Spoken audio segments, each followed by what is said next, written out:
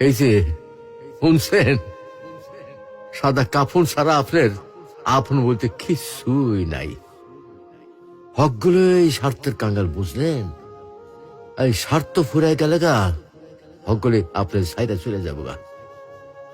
আর যখন হকগুলি আপনার সাইডে যাইব, তখন দেখবেন আপনার এই সাদা কাফনই একমাত্র আপন হয়ে থাকবো। তা বা কয়দিন কন?